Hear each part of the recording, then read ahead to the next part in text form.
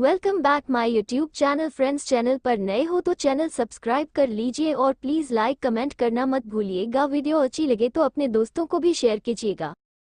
अब आगे हमें अभी भी वो दिन याद है जब 1 साल पहले हम अपने बॉयफ्रेंड तन्मय और अपनी छोटी बहन कनिका के साथ लखनऊ से पुणे आए थे। हम कितने सपने लेकर आए थे यहाँ, पर हमें क्या पता था कि यहीं से हमारे जीवन की बर्बादी शुरू हो जाएगी। हमारे माता पिता की मौत के बाद तन्मय हमें और हमारी बहन को अपने साथ पुणे ले आए। तन्मय ने पुणे में अपना नया बिजनेस शुरू किया था और मौ पापा के जाने के बाद हम दोनों का मन लखनऊ में नहीं लग रहा था।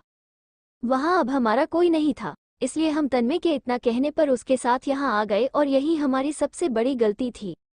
ईशाना को ये सब याद आते ही उसकी आंखें भर जाती है और उसमें से एक आंसू की बूंद उसके गोरे से गाल पर आ गिरती है। ईशाना अपने ही ख्यालों में खोई होती है कि तभी उसका फ़ोन बजने लगता है।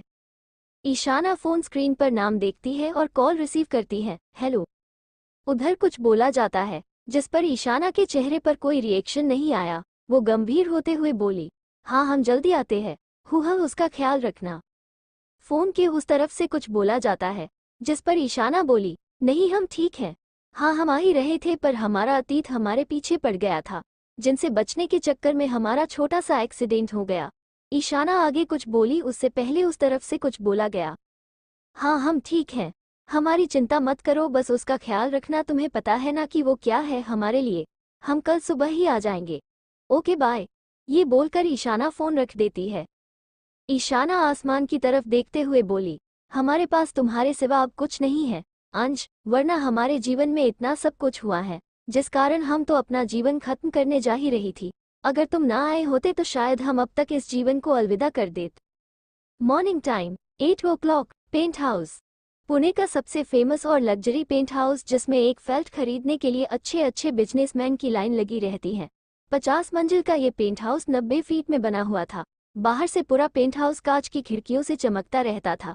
इतना सुंदर था कि इसके आगे अच्छी अच्छी इमारतें फेल हो गई थी। इस पेंट हाउस में कम से कम 50 फ्लोर थे जिसमें से 49 मंजिल तक फ्लैट बने थे। इस पेंट हाउस में एक फ्लोर पर 3 फ्लैट थे, इस कारण 48 फ्लोर तक 144 फ्लैट बने थे, पर 49 मंजिला पर सिर्फ एक ही फ्लैट था।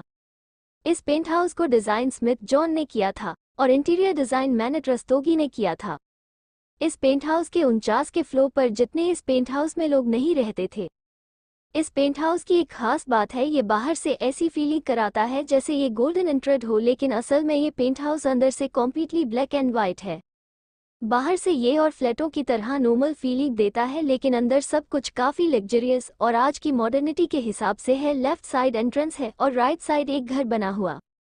सामने की ओर पूल बना हुआ है। पोर्शन में एक बहुत ही प्यारे तरीके से डेकोरेटेड ग्रीन टी हाउस है जिसमें सोफा और टी टेबल पड़ा हुआ है। पेंट हाउस के बैक में राइट साइड कार्स बेनेट बना हुआ है जिसमें 200 से ज़्यादा लेटेस्ट मॉडल्स की बहुत एक्सपेंसिव कार्स और स्पोर्ट्स बाइक है।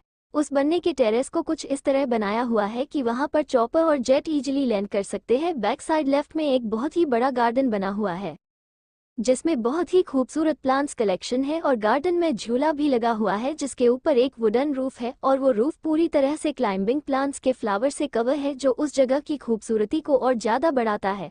इस मेंशन के चारों तरफ माउंटेन्स और प्लांट्स इस जगह में 4 चांद लगाते हैं। सिक्योरिटी की बात करें तो वो इतनी टाइट थी कि हर 1 मीटर के डिस्टेंस पर बॉडीगार्ड्स ही बॉडीगार्ड्स थे। हाथों में राइफल ताने खड़े थे, अगर कोई नॉर्मल पर्सन देख ले तो पक्का डर जाए। इस पेंट हाउस का मालिक और कोई नहीं दिव्यांश कपूर था। समर्थ पेंट हाउस के अंदर आते हुए बॉडीगार्ड से बोला, दिव्यांश कहाँ है? बॉडीगार्ड बोलता है, सर जिम में है, एक्सरसाइज कर रहे हैं। ओके, ये बोलकर समर्थ जिम की तरफ चला जाता है। दिव्यांश अपनी बॉडी बना रहा था और उसकी सांसें तेजी से चल रही थी। वो शर्ट लेंस था और नीचे उसने जॉगिंग पहनी थी। उसने अपने एक कान में आईपॉड लाए हुए था। वो डबल ऊपर नीचे कर रहा था, इस कारण उसके 6 पैक एब्स दिख रहे थे। पसीने के कारण उसकी बॉडी और भी ज़्यादा सुंदर लग रही थी। दिव्यांश एक्सरसाइज कर ही रहा था कि समर्थ उसके पास आ गया। दिव्यांश मुझे तुमसे बहुत ज़रूरी बात करनी है। दिव्यांश डबल नीचे रखते हुए बोला, हाँ बोलो। मुझे ईशाना मिल गई है, समर्थ उत्सुक होके बोला। दिव्यांश अपने कान से आईपॉड निकालते हुए उसकी तरफ हैरानी से देखते हुए बोला, क्या कहा तुमने? फिर से बोलो। मैंने कहा ईशाना मिल गई है। तुम सच बोल रहे हो ना, कहीं मजाक तो नहीं कर रहे हो ना? दिव्यांश समर्थ के हाथों को पकड़कर बोला। यार मैं सच बोल रहा हूँ, ये बोलकर समर्थ 2 दिन पहले की सारी बातें बता देता है। तो जल्दी चलते हैं ना उसके पास, ये बोलकर दिव्यांश अपने रॉय किंग रूम में जाने लगता है। पर दिव्यांश, समर्थ पीछे से उसे आवाज देकर बोला। पर क्या? दिव्यांश समर्थ की तरफ मुड़ते हुए उसकी आंखों में आंखें डालकर बोला। ईशाना को कुछ भी याद नहीं है कि वो कौन है और मैं कौन हूँ। और क्या? समर्थ पूरी बात बताओ, दिव्यांश उसके हाथों को पकड़ते हुए बोला। वो तुम्हें भी भूल गई है दिव्यांश, वो किसी को नहीं पहचान पा रही है, समर्थ उदास होते हुए बोला। ये सुनकर दिव्यांश की खुशी मानो कहीं गायब सी हो गई हो। दिव्यांश कुछ देर बाद बोला, मैं फिर भी उससे मिलूंगा चाहे वो मुझे पहचाने या ना पहचाने। ये बोलकर दिव्यांश वहां से चला जाता है। आप लोगों से फिर से बोल रही हूँ, प्लीज मेरे चैनल को सब्सक्राइब कर लीजिए। संस्कृति हॉस्पिटल, मैम आप अभी पूरी तरह से ठीक नहीं हुई है, रिसेप्शनिस्ट ने ईशाना से कहा। नहीं हम ठीक हैं, ईशाना रजिस्टर पर सिग्नेचर करते हुए बोली। हमें यहाँ से जल्दी से निकल जाना चाहिए, इससे पहले दिव्यांश कपूर यहाँ आ जाए, ईशाना सोचते हुए बोली। फिर एक फेक स्माइल रिसेप्शनिस्ट को देते हुए उसने रजिस्टर उसको दे दिया और वो वहाँ से बाहर निकल जाती है।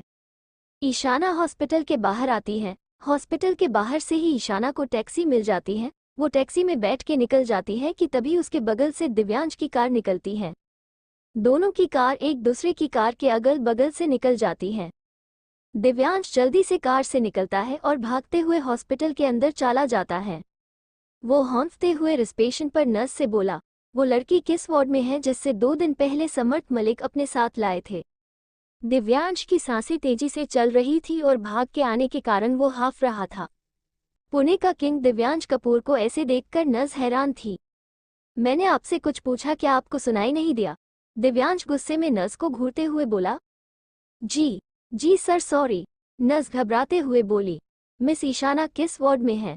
दिव्यांश अपनी आंख छोटी करके बोला। जी वो तो यहाँ से चली गई है। क्या कब? बस कुछ देर पहले ही वो यहाँ से निकली है, नर्स बाहर की तरफ इशारा करते हुए बोली। ओके, ये बोलकर दिव्यांश भागते हुए बाहर की तरफ निकल जाता है। दिव्यांश भागते हुए बाहर आया और इधर उधर देखते हुए अपने सर पर हाथ रखते हुए बोला, मैं सब समझ गया ईशाना, तुम्हारी याददाश्त नहीं गई है, तुम नाटक कर रही थी समर्थ के सामने, पर मैं भी तुमसे वादा करता हूँ मैं तुम्हें ढूंढ कर रहूंगा। इधर ईशाना टैक्सी में बैठे खिड़की से बाहर आसमान की तरफ देख रही थी। हम जानते हैं दिव्यांश, तुम हमसे मिलने हॉस्पिटल आए होंगे क्योंकि समर्थ ने हमारे बारे में तुम्हें सब कुछ बता दिया होगा, और हम ये भी जानते हैं कि तुम समझ गए होंगे कि हम तुमसे न मिलने के लिए अपनी याददाश्त खोने का नाटक किया था।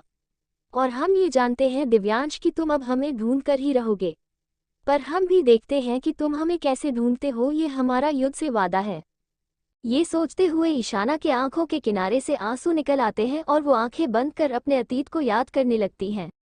1 साल पहले, इससे अच्छा तो हम अपने शहर लखनऊ में ही अच्छे थे, कम से कम हमें वहाँ के रास्ते तो पता थे, और सबसे अच्छी बात वहाँ टैक्सी भी कितनी जल्दी मिल जाती थी। एक बुलाओ तो 3 आती थी, पर यहाँ तो ना हम रास्ते जानते हैं और ना ही यहाँ टैक्सी इतनी जल्दी मिलती है। खामखा हम तन्मय और कनक की बातों में आकर हम अपना शहर और मौ पिताजी की यादों को छोड़ दिया, ईशाना भावुक होकर बोली। तभी उसके कानों में कार की हॉर्न की आवाज से वो होश में आते हुए बोली, हम भी ना जाने किस ख्यालों में खो गए। अभी तो हमें अपने नए जॉब पर जल्दी से पहुंचा होगा। कितनी मुश्किल से हमें ये जॉब मिली है। आखिर हम दोनों बहनें कब तक तन्मय पर बोझ रहते, इसलिए ये करना जरूरी था। ईशाना अपनी हाथ में पहने हुई घड़ी में टाइम देखती है और फिर इधर उधर देखने लगती है। रेड लाइट क्रॉसिंग पर खड़ी इधर उधर टैक्सी का इंतजार कर ही रही होती है कि तभी एक 10-12 साल का बच्चा रोड क्रॉस कर रहा होता है कि तभी कुछ दूर पर ब्लैक रंग की रोल्स रॉयस कार आती दिखती है। वो कार अपने ही धुन में तेज रफ्तार से आ रही होती है। जब ईशाना ये देखती है तो वो घबराते हुए उस बच्चे को आवाज देती है, पर शायद उस बच्चे को ईशाना की आवाज सुनाई नहीं दे रही थी। कार अपने ही रफ्तार में उस बच्चे के पास पहुंची थी कि ईशाना जल्दी उस बच्चे को अपने सीने से लगाकर डर के कारण आंखें बंद करके वही रोड के बीचों बीच खड़ी रह जाती है। सामने लड़की को खड़ा देखकर कार चला रहा ड्राइवर अचानक से ब्रेक लगाता है, जिससे टायर घिसने की आवाज बहुत जोर से आती है। ए लड़की, मरना है तो कहीं और मर जाके मेरी कार के सामने क्यों आ गई? उस कार का ड्राइवर बाहर निकलकर गुस्से में चिल्लाते हुए बोला। ईशाना के कान में किसी के चिल्लाने की आवाज पड़ी तो उसने अपनी एक आंख खोलकर सामने खड़े इंसान की तरफ देखा जो उसे ही घूरे जा रहा था। उसने ड्राइवर को इग्नोर करते हुए उस बच्चे से प्यार से पूछा, बेटा आप ठीक तो है ना? कहीं कोई चोट तो नहीं आई ना आपको? खुद को इग्नोर देखकर ड्राइवर गुस्से में चिल्लाते हुए बोला, बहरी है क्या? कुछ सुनाई नहीं दे रहा क्या तुझे? ईशाना गुस्से में बोली, बहरा किसे बोल रहे हैं आप? हम बहरे नहीं हैं और हाँ गलती आपकी है। जब आप देख रहे हैं कि आप रेड लाइट के पास आ रहे हैं तो आपको कार को धीरे चलाना चाहिए, पर नहीं आप तो कार को हवाई जहाज समझकर उड़ा रहे हैं। ईशाना एक सांस में सारी बात बोलकर हाफ रही थी। वो मुझे जल्दी थी, साहब को ऑफिस जल्दी पहुंचाना था। अगर इतनी ही जल्दी थी आपके साहब को तो उन्हें घर से जल्दी निकलना चाहिए था। ऐसे रोड चलते लोगों को परेशान करने का हक थोड़ी है। कार क्या ले ली, खुद को राजा महाराजा समझने लगे हैं। ईशाना मुंह बनाते हुए बोली, ये सब क्या चल रहा है? ड्राइवर, मैंने आपसे कहा था ना कि मुझे जल्दी ऑफिस पहुंचना है। उसकी कार के बैक सीट से एक 25-26 साल का हैंडसम मस्कुलर बॉडी का नौजवान लड़का निकलता है।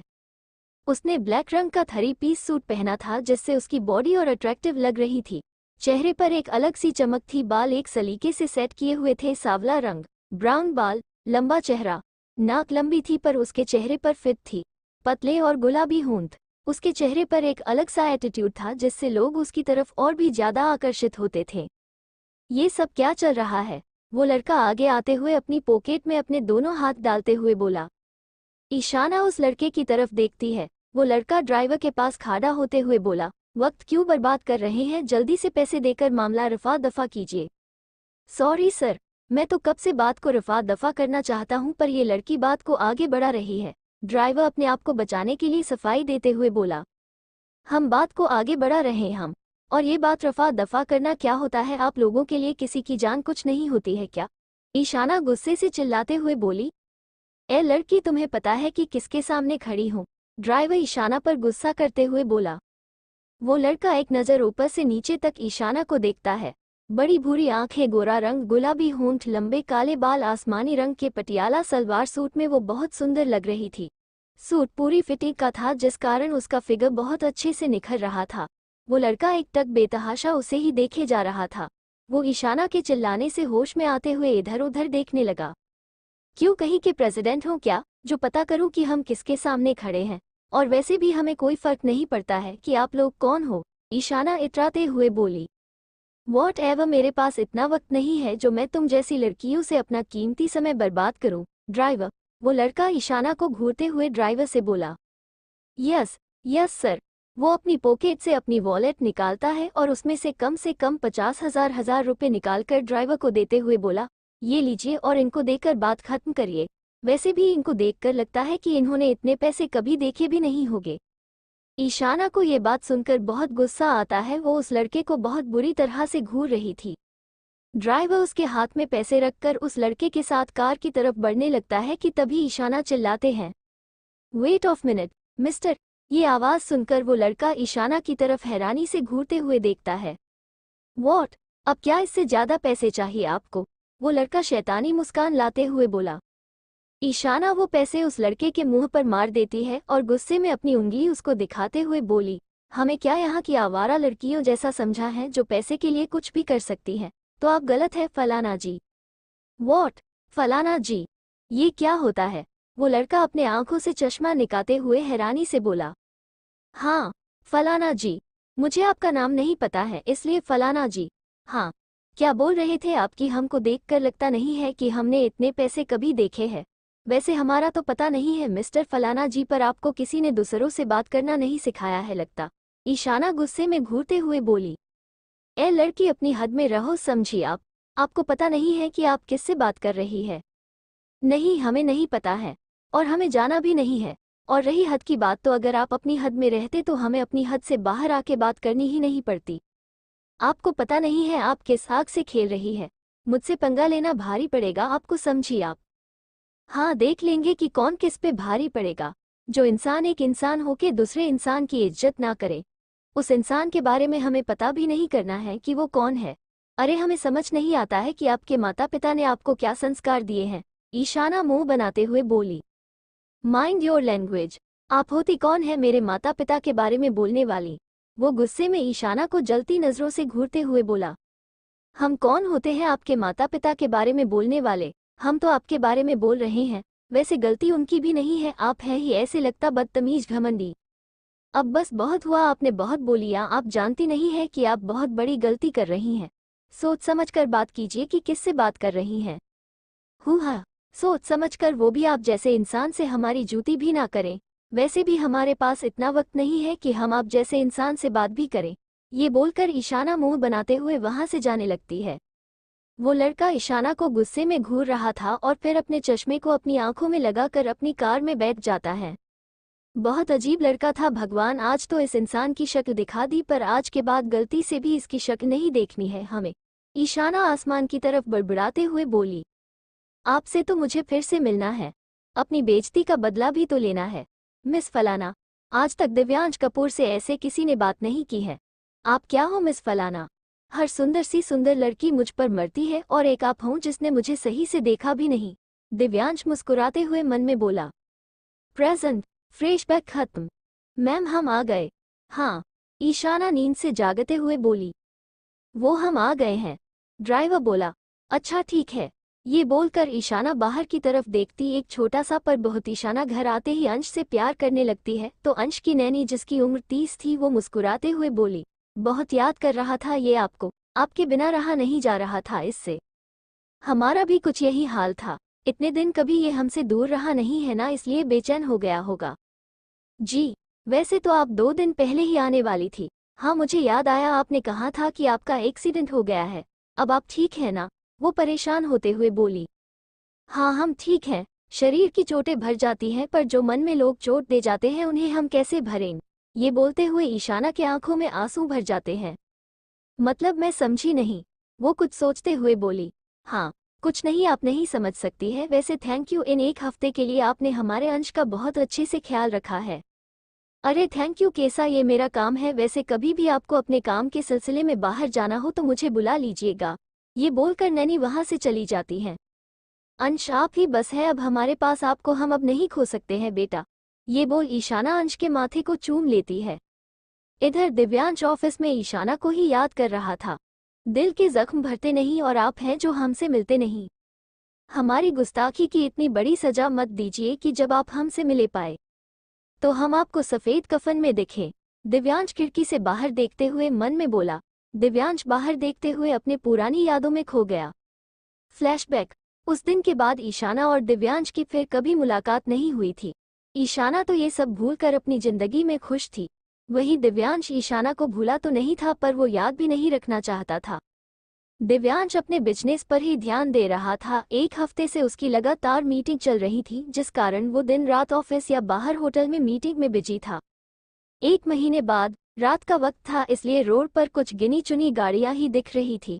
दिव्यांश का पेंट हाउस पुणे के मॉडल सिटी में था और कपूर इंडस्ट्री पुणे के मेन सिटी में। इन दोनों सिटी का रास्ता ब्रिज से होते हुए जाता था। इस ब्रिज को बने हुए कम से कम 2 साल ही हो गए इसलिए अभी यहाँ ज्यादा कुछ डेवलप नहीं हुआ था। यहाँ अभी भी घना जंगल था इसलिए रात में लोग कम दिखते थे। दिव्यांश की आज लगभग 5 मीटिंग थी जिन्हें खत्म करते करते उसे घर जाते हुए रात हो गई थी। कार हमेशा की तरह ड्राइवर ही चला रहा था और दिव्यांश फोन पर किसी मीटिंग के बारे में बात कर रहा था। तभी अचानक कार से किसी की टक्कर हो जाती है। अचानक कार के सामने किसी के आ जाने से ड्राइवर ब्रेक तो लगा देता है फिर भी वो इंसान दूर गिरता है जाके। क्या हुआ अब? दिव्यांश फोन रखते हुए बोला। वो सर कोई कार के सामने आ गया था, ड्राइवर घबराते हुए बोला। ये सुनकर दिव्यांश जल्दी से बाहर निकलता है और कार के आगे आके देखता है तो एक लड़की पड़ी हुई थी। दिव्यांश अपने सर पर हाथ रखते हुए बोला, मुझे लगता है आपको छुट्टी की जरूरत है। ड्राइवर हैरानी से दिव्यांश को देखते हुए बोला, नहीं सर आप ऐसा क्यों बोल रहे हैं? क्योंकि आपका दिमाग काम नहीं कर रहा है। उस दिन भी आपने कार से किसी ठोकते हुए बचे थे। आपके कारण उस लड़की ने मुझे कितना सुनाया था और आज तो आपने एक लड़की का एक्सीडेंट ही कर दिया।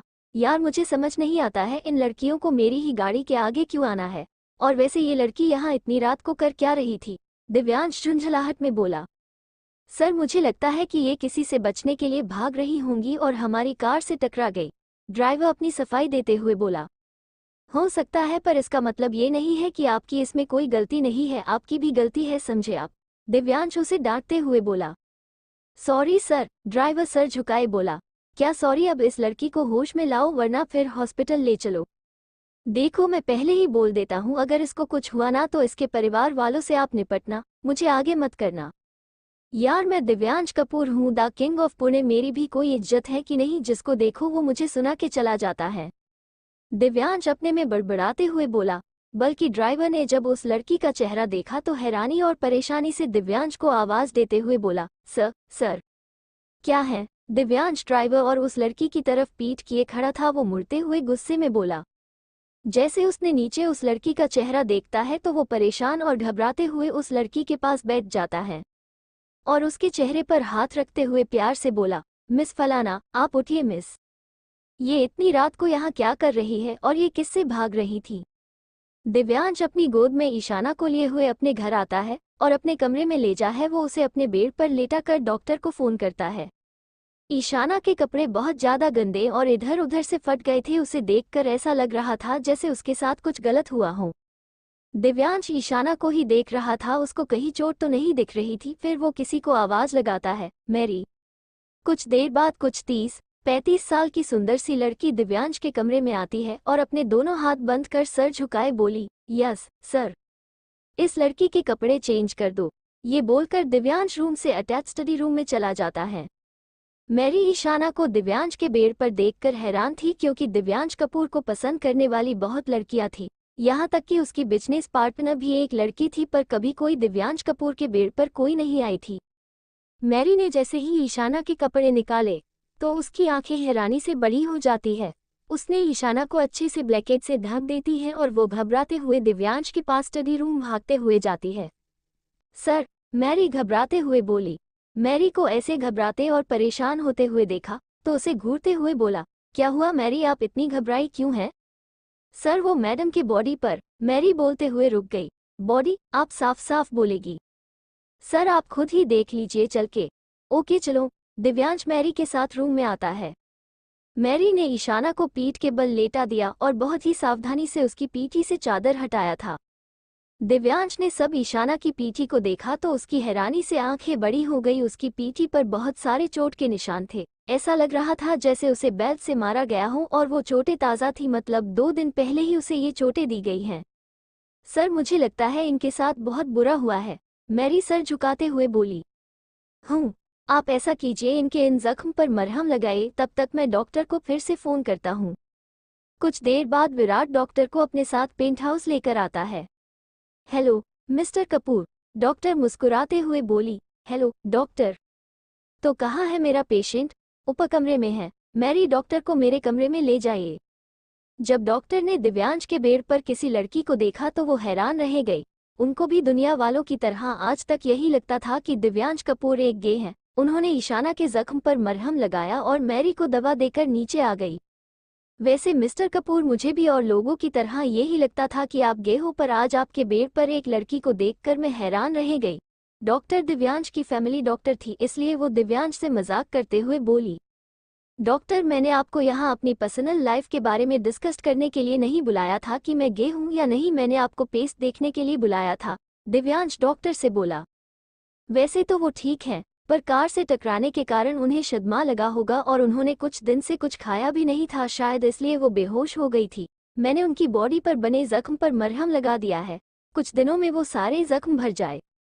उन्हें होश कब तक आएगा ये कहना मुश्किल है, क्योंकि वो बहुत वीक है। मैंने उन्हें एनर्जी का इंजेक्शन दिया है, कल सुबह तक शायद होश आ जाए, पर इनका आपको बहुत ख्याल रखना होगा। Okay doctor, thank you. Doctor चली जाती हैं। दिव्यांश अपने कमरे में जाता, उसके पीछे पीछे विक्रम भी जाता है। दिव्यांश ईशाना को देखते हुए बोला, विक्रम।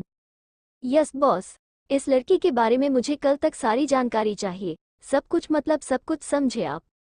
Yes boss. ये बोलकर विक्रम वहां से चला जाता है। आप हो क्या मिस फलाना? उस दिन एक अनजान बच्चे के लिए आप मुझसे लड़ गई और आज 1 महीने के बाद आप मुझे इस हाल में मिली है।